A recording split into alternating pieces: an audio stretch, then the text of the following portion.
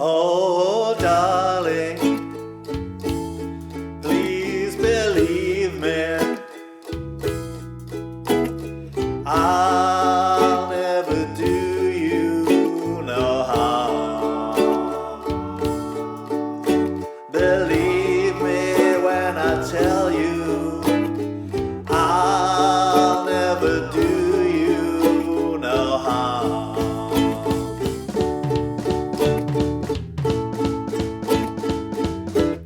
Hi folks, and welcome back to John Caudry Music.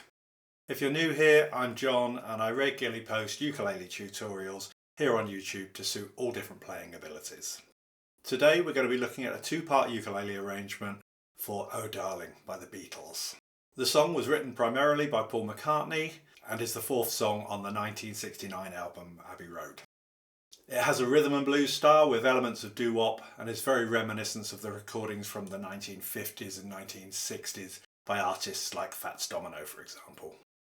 We're going to be looking at the song in its original key of A major, and I've arranged it for two different ukulele parts, one playing the Paul McCartney piano part and the other playing the John Lennon lead guitar part. Interestingly, I believe George Harrison actually played the Fender 6 bass on this track. I've also made a play-along video for the song with the chords and the lyrics on the screen, which I'll link to in both the card above and in the video description below to help with your practice. So grab your ukulele, make sure that you're in tune, and we'll get started. But just before we do, if you do find this tutorial helpful, please give the video a thumbs up and subscribe to the channel if you haven't done so already. If you'd like a PDF copy of the song sheet with the lyrics and the chord diagrams and the tablature, buy me a coffee, see how to do so in the video description below, and I'll email it over to you. Alternatively, join me over at my Patreon site where all my video tutorials and accompanying PDFs can be found in one place. The link for this can also be found in the video description below. The song is in a classic 32-bar AABA form, where after the opening chord we have two 8-bar verses or A sections. These are followed by an 8-bar bridge or B section, and then after this we get a third 8-bar A section, and then I guess to make the song a little longer we get a repeated bridge section and a final A section to finish the song. So firstly we'll be looking at the chords and the rhythm part that Paul played on the piano. Now the song is in a 12/8 time signature. That means we have 12 eighth note strums for each bar or measure of the song. Now I definitely think this sounds better and is easier to understand if we just play down strums for this part. So we would effectively be playing 12 down strums per bar, like so. 1, 2, 3, 4, 5, 6, 7, 8, 9, 10, 11, 12. Now it's quite hard to count 12 strums, especially when we get to numbers like 7 and 11 that have more than one syllable. So it might be easier to count to 6 twice, like so. 1, 2, 3, 4, 5, 6. 1, 2, 3, 4, 5, 6.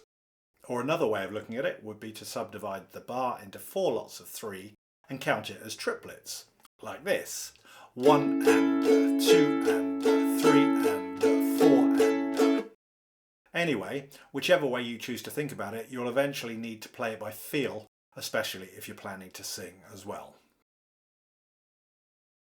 For the guitar part, as played by John Lennon, in the A sections or verses, we're just playing the same chord shapes as the piano part, but just as a single staccato chord played on the backbeat. So if we're counting to 6 twice for a bar, the chord would be just strummed once on beats 4, like so. 1, 2, 3, 4, 5, 6. 1, 2, 3, 4, 5, 6. And in the bridge of the song, the guitar part plays an arpeggio over each bar. And I'll cover this fully with the tablature a little later in the tutorial. So the song starts on the piano with a single E augmented chord, which is a very bold first chord and is effectively replacing the 5 chord of the key, the E7, but with even more dissonance and tension. This then resolves to the tonic chord of A major for bar 1 of this 8-bar A section. And then in bar 2 we have an E major chord, which I'm choosing to play this barred shape at the 4th fret with my pinky at the 7th for, but feel free to play any other E major shape you prefer instead. And then in bar 3 we have an F sharp minor chord, and in bar 4 a D major, and like the E major I'm choosing to play this same barred shape, this time at the 2nd fret for the D, to make the change to the next chord much smoother. Please feel free to play your standard open D major chord, now shown, if you prefer. Then in bar 5 we have a split bar of B minor 7, which is just the same as the barred D7 chord but without our pinky, and then we go to an E7, and these are sharing the bar evenly. In bar 6 we get the same B minor 7 and E7, once again sharing the bar, and then in bar 7 we have a split bar of A and another D chord. And finally in bar 8 we have a split bar of A and then a single strum of E7, which is effectively replacing the opening E augmented chord to take us into the 2nd verse or A section. So now if I play you a clip of the 1st verse from my play along video, you'll see how the single staccato chords played by John Lennon sit over the 12/8 piano rhythm. Oh darling, please believe me, I'll never do you no harm. Believe me when I tell you, I'll never do you no harm.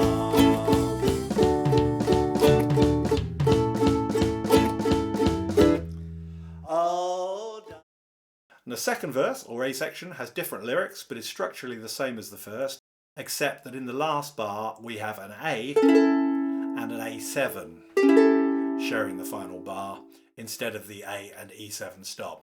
And this is because we are next going into the bridge. So here's another clip from my play along video of the 2nd A section that takes us into the bridge. Oh darling, if you leave me, I'll never make it alone. Believe me when I beg you, don't ever leave me alone.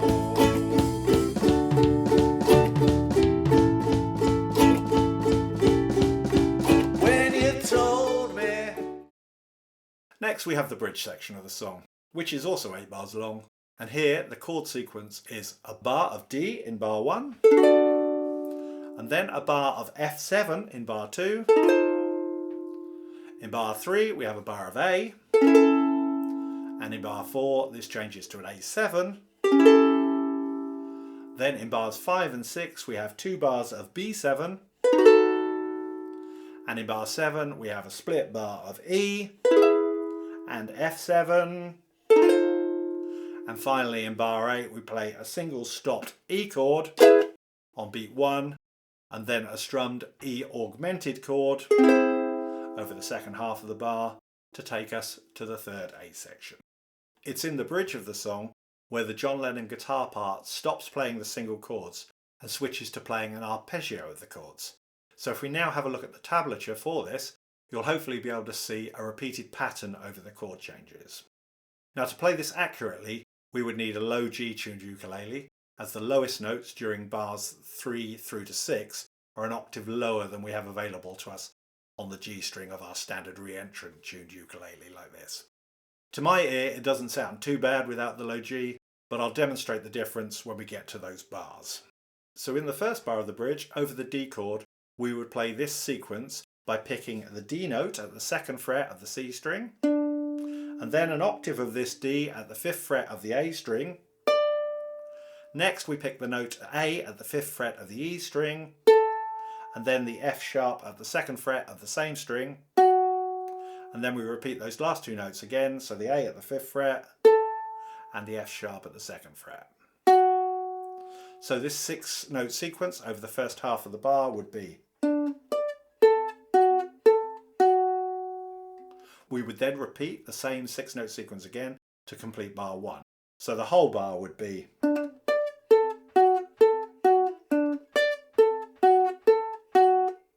Now these arpeggios still need to be played with a staccato feel, and we do this by relaxing our fretting fingers after playing each note to stop the notes ringing on. So you don't actually take the fingers away from the strings after picking them, but just relax them enough that they're still touching the string and not pushing against the fretboard. So if I play the sequence without doing this, we would have.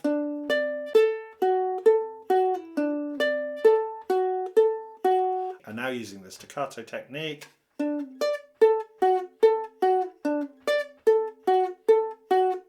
now in bar 2, over the F7 chord, we take the same shape and 6-note sequence that we played twice in bar 1 at the 2nd and 5th frets of the 3 strings nearest the floor, and we'd move it further up the fretboard to the 5th and the 8th frets, and then again play it twice over that bar. So.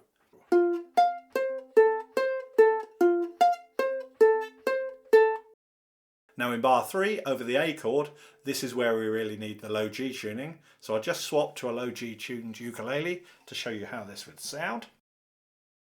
So we first pick the A note at the 2nd fret of the low G string, and next we pick the octave above it at the 5th fret of the E string. And then because of the interval difference between the strings, we next have to pick the E note at the 4th fret of the C string, and then the C sharp at the 1st fret of the same string. And then we repeat those last 2 notes again to finish the 6-note sequence. And then we will repeat all 6 notes once again to complete the bar. So bar 3.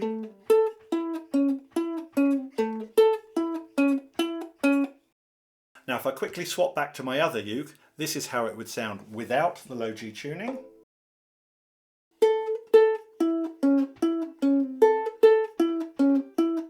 So we just get those first 2 notes sounding the same without the octave difference. So I'll go back to the low G.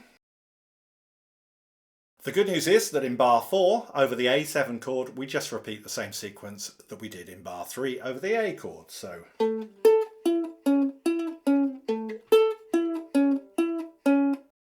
in bars 5 and 6, over the B7 chord, we take the exact same shape and sequence we've just played over the bars of A and A7, move it all up 2 frets and start playing the B note at the 4th fret of the low G string. So bars 5 and 6 would be.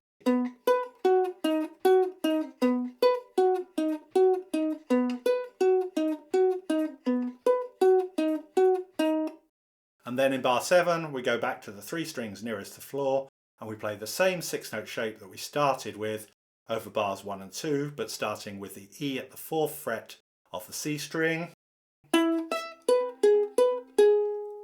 And we just play it once this time, and then we move up another fret and play it again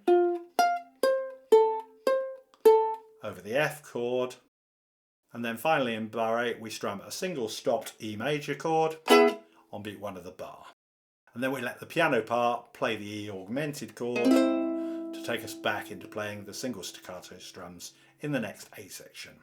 So if I now play you a clip of the bridge section of my play along video, you'll be able to see how the staccato arpeggios sit over the piano part's rhythm and chords. When you told me you didn't need me anymore, well, you know I nearly broke down and cried. When you told me you didn't need me anymore, well, you know I nearly fell down and died. Oh, darling. Next we get a third A section which is identical in its chord progression to the second one with a slight variation in the lyrics. Oh, darling, if you leave me, I'll never make it alone. Believe me when I tell you, I'll never do you no harm.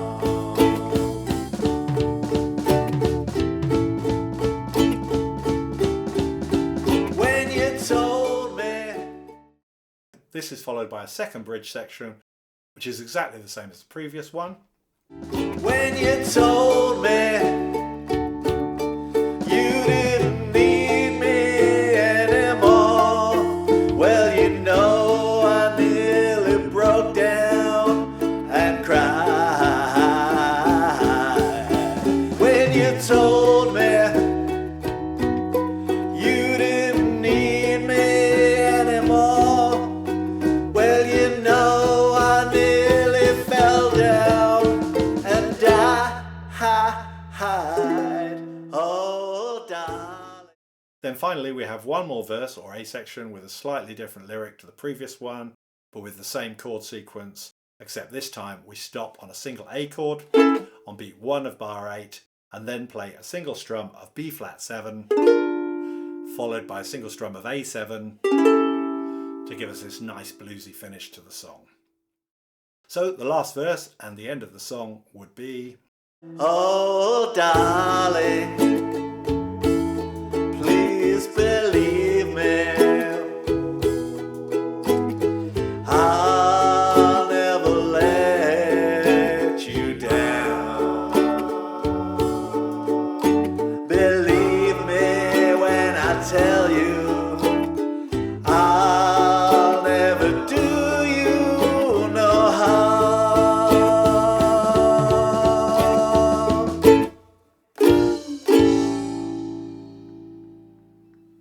So now we have a nice two-part ukulele arrangement with the chords and the tablature for Oh Darling by the Beatles.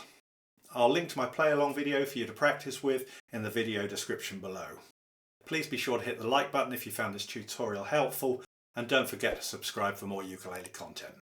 Maybe let me know in the comments what other songs you'd like to learn next. If you'd like a copy of the song sheet with the lyrics and the chord diagrams and the tablature for the lead guitar part, buy me a coffee. See how to do so in the video description below, and I'll email one over to you. Or alternatively, join me over at my Patreon site, where all my tutorials and accompanying PDFs can be found in one place. The link for this can also be found in the video description below. Thanks for watching, and bye for now. Oh, darling.